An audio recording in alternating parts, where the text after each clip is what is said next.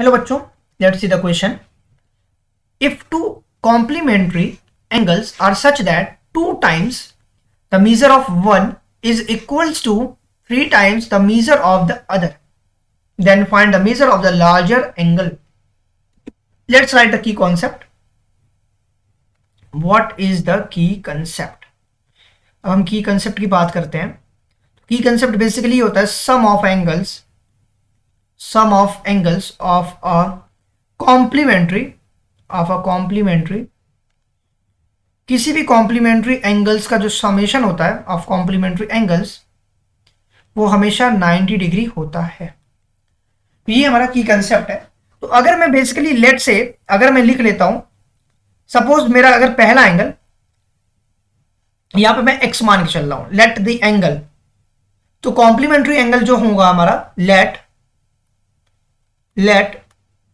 Complementary angles जो होंगे complementary angles, अगर पहला x है तो दूसरा क्या होगा, क्योंकि दोनों का समेशन 90 होगा, तो पहला अगर x है तो दूसरा क्या होगा 90 माइनस x हो जाएगा. ये मेरे पास दो कॉम्प्लीमेंट्री एंगल हो जाएंगे.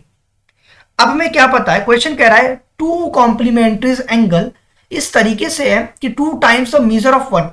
अगर मैं किसी एक का डबल करता हूं तो मुझे दूसरे का क्या मिलेगा, 3 टाइम्स मिलेगा. इसका मतलब अगर मैं x को ऐसे लिखता हूं और एक तरफ लिखता हूं 90 माइनस एक्स, बिकॉज इक्वल्स बीच में लिखा हुआ है, that is why I am doing see this. अब कह रहा है x जो है वो 2 टाइम्स है, 2 times the measure of angle is 3 times the measure of other, तो इसका वो 3 टाइम्स हो गया. अब हम इसको सॉल्व कर लेते हैं. 2x is equal to 27 minus 3x.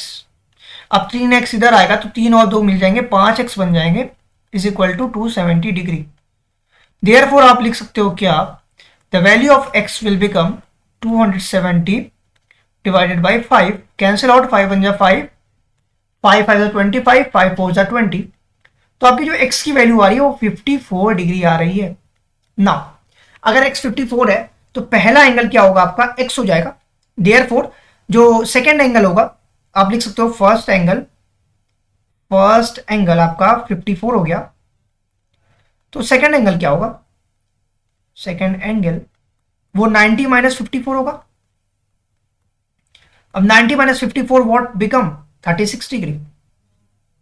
तो मेजर, अब इन दोनों में जो लार्जर एंगल्स है वो आपके हैं 54. दिस इज इंप्लाइज दैट ये आपके क्या हो गए लार्जर